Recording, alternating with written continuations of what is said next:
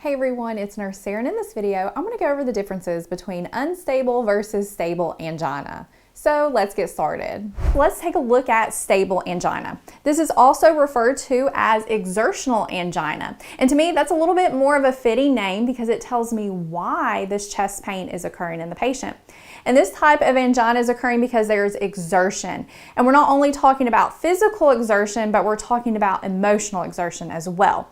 So whenever a patient is in an exertion type state, either physically or emotionally, their heart is requiring more oxygen-rich blood. So that myocardium demands more oxygen. However, in cases of stable angina, those arteries cannot keep up with that demand. Now, why can't those arteries keep up with that demand?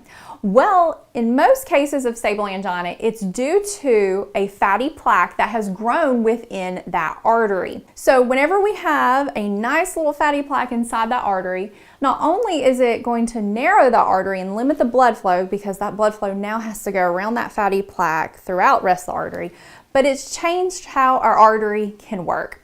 So now, with that fatty plaque in there, that artery has become stiff. It's not as pliable or flexible as it used to be because normally, whenever you have exertion on your heart, your vessels can vasodilate or vasoconstrict to accommodate blood flow. However, when we throw this fatty plaque in there, they're more stiff and they can't dilate as needed whenever we have this exertion on the heart. So we're limiting the blood flow that we can normally put through there. Now, this fatty plaque that is in this patient's artery is right now considered stable. It's not causing any problems. It hasn't ruptured, causing a clot to form and blocking blood flow. But over time, chances are this plaque could become unstable and lead to unstable angina, which can lead to a myocardial infarction. So really, this may help you think of stable angina as being really that first step that happens early on before a myocardial infarction happens. Now, since this type of angina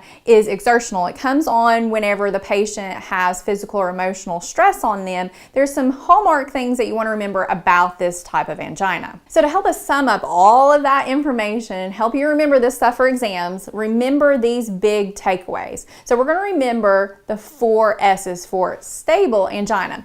First S is see it coming. It's predictable. For instance, they know that if they walk up that flight of stairs or if they start to get stressed emotionally, chest pain is going to come on. Next S is short-lived. It's going to be 15 minutes or less. It's going to stop whenever they rest or they pop in some nitroglycerin. And these arteries are stiff. They are stenosed. They are limiting blood flow, and that's from this fatty plaque. Now, for a moment, let's talk about nitroglycerin because that was one of our S. We know that with stable angina, nitroglycerin can relieve it. So there's some things you want to educate your patient about, plus you want to be familiar with whenever you're working in the hospital. So what in the world is nitroglycerin? Well, it is a vasodilator, meaning it opens up our vessels, which is definitely what we want when we have limited blood flow going to our heart. And this medication is part of the nitrate family. Now, how do you give nitroglycerin? Well, you can give it various ways. You know, you can start a drip of nitroglycerin, you can give it under the tongue, and so forth. So typically, whenever a patient is going home on this, they're not going to have a drip, of course. They're going to be taking either some tablets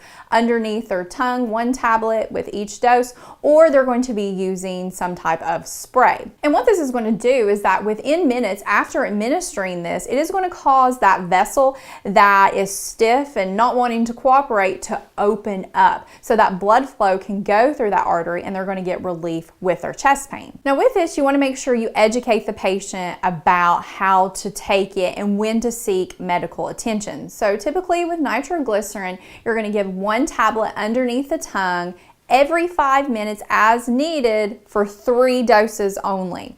And during this time, the patient needs to be monitoring their chest pain. Is it being relieved? Is it going away?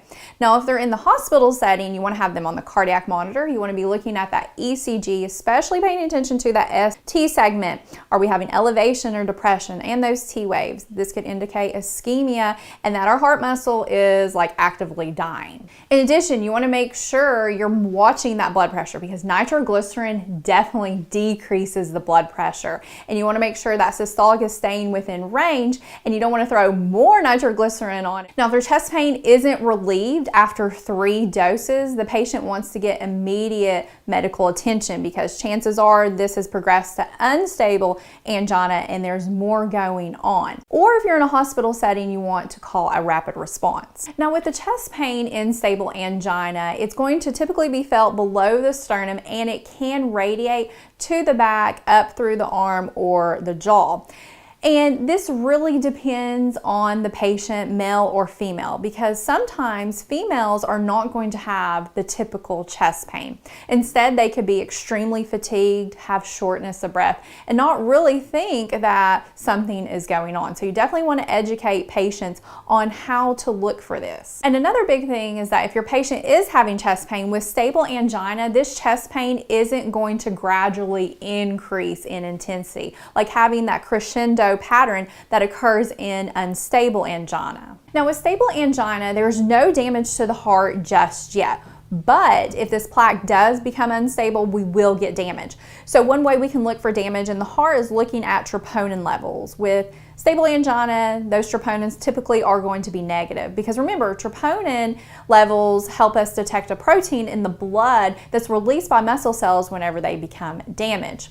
In addition, when you look at the ECG, if the patient's resting, not exerting themselves, it's typically going to look normal. However, on exertion, there can be some ECG changes, such as ST depression, and those T waves can be inverted. This is telling us we got some ischemia. So a big thing with this is we want to keep that fatty plaque stable. We don't want it to rupture, and there's some things that the patient can do to hopefully help prevent this from happening. One thing is following a low-fat, low-sodium diet. We want to decrease further plaques from developing and this plaque from growing even more. Plus, we want to lower sodium levels so we can keep that blood pressure within normal limits. And if the patient smokes, we want to educate them on the importance of quitting, and if they're diabetic, to manage their blood glucose, because smoking and high glucose are very hard on your vessels. It makes them even more stiff, which is not what we want whenever we have coronary artery disease going on. In addition, we want the patient to have their cholesterol lowered, so they may be prescribed statins to help achieve that. Again, prevent those fatty plaques from growing or developing new ones. And we want to keep that blood pressure lowered, and we want to increase blood flow through the heart. So there's a combination or various medications that can be used to do this. It's based on patients, like their kidney function and what's going on with them. But some medications that can be used include like beta blockers, calcium channel blockers, ACEs, and ARBs, and I have a whole playlist on how these medications work and what they're used for that you can access up here. Plus, antiplatelet therapy can be used through aspirin. Now, why would we want to do that? Well, if this plaque does rupture, one of the first things happens is that platelets start to aggregate there. So we can decrease the amount of that. We can hopefully decrease complete blockage from happening in the artery. So they may be on aspirin as prevention. And depending on the case of this patient, what's going on, they may or may not be a candidate for a heart cath. And what a heart cath is in simple terms is that they go up through an artery, they enter into the heart's arteries, and they can go and open up that artery to allow blood flow to go through. So we just talked about stable angina. We have, in most cases, a fatty plaque that is stable, but over time, this fatty plaque can rupture, which leads us into the next type of angina, which is known as unstable angina. This type of angina is also called pre-infarction angina.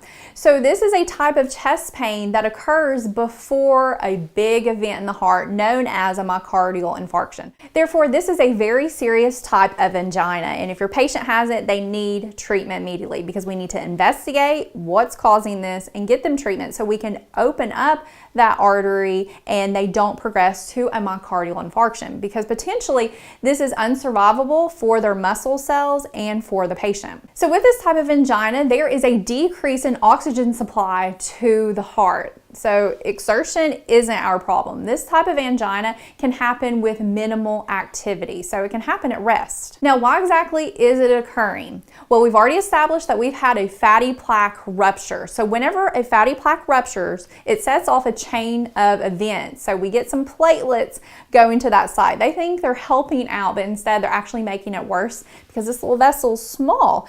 And they're going to get there, and then we're going to get the formation of a thrombus. And thrombus is a fancy word for clot. So we're going to get a clot now hanging out in our artery. So we went from a fatty plaque to a clot, which makes things a lot bigger. And this is going to act as a roadblock inside the artery. And this is going to partially block blood flow to the muscle. And over time, this occlusion is going to get worse. And as it gets worse, the patient is going to enter into the next phase, which is myocardial infarction. So what are the key things you need to remember about unstable angina that makes it different from stable angina? So let's remember the 4 UNs for unstable angina. The first UN is unexpected chest pain. It can happen at any time. They cannot see it coming. It's not predictable. It is unaltered. They cannot get relief with rest or nitroglycerin. It's unrelenting. It's going to last more than 15 minutes. They're going to have multiple episodes. It's going to increase in its intensity over time. Plus, you're going to start seeing shortness of breath, cold sweating, nausea and vomiting, and they can have that gloom and doom where they feel like something really bad is about to happen. And again, these signs and symptoms can vary, especially for women where their signs and symptoms aren't as typical. And it's potentially going to be unsurvivable for their muscle cells and the patient's life if they don't get treatment. Now, in regards to troponin levels, they typically are negative. However, if the patient has a high sensitivity troponin done, it may be slightly elevated, but not too elevated where we're dealing with an MI. And the ECG can show some short-lived changes that could reflect ST segment depression or elevation or T wave inversion. But again, this is going to be very short-lived on that ECG. Now, this fatty plaque that has ruptured in unstable angina can get worse over time. So this occlusion can get bigger and bigger where we have complete occlusion of that artery. So that is where we start getting into non-STEMI versus STEMI territory. And these are both types of heart attacks. However, they differ in terms of severity and location of the blockage within that coronary artery. So first, let's talk about non-STEMI. This stands for non-ST segment elevation myocardial infarction. And with this type of MI, we have partial blockage of a coronary artery.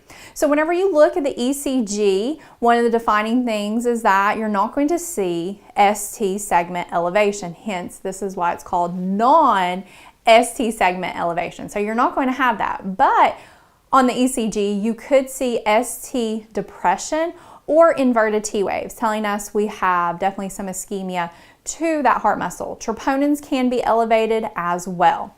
So whenever this happens, some treatments that could be used are starting them on a nitroglycerin drip. This will help increase blood flow to the heart because it causes vasodilation, which is what we majorly need in a condition like this. In addition, the patient can be started on a heparin drip, which is going to prevent further development of thrombus, hence clots, and the patient can be started on antiplatelet therapy through clopidogrel, which the brand name is Plavix, and this will help decrease platelet aggregation and prevent those platelets from sticking together so much. Now, depending on the patient's condition and if signs and symptoms have stabilized, a heart cath can be performed, which will help assess the coronary arteries, see where the blockage is, how bad is the blockage, and then treatment options can be discussed. The next is a STEMI, which stands for ST segment elevation myocardial infarction, and this is the worst of them all. So non-STEMI is very, very serious, but a STEMI is extremely serious. The patient needs to be reperfused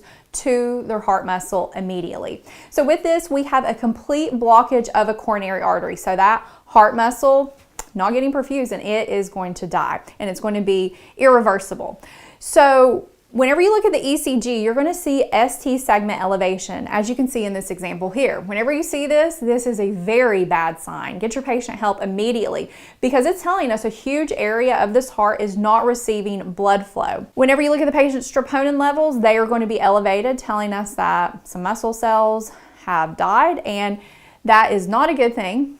So to help with this, what we can do is we can get them to the cath lab immediately, They can hopefully go in there if the patient's a candidate, put in a stent, open up blood flow to the heart and reperfuse that muscle. Or if it's a really bad, severe case, they can go and get open heart surgery. Okay, so that wraps up this video. If you'd like to watch more videos, you can access the link in the description below.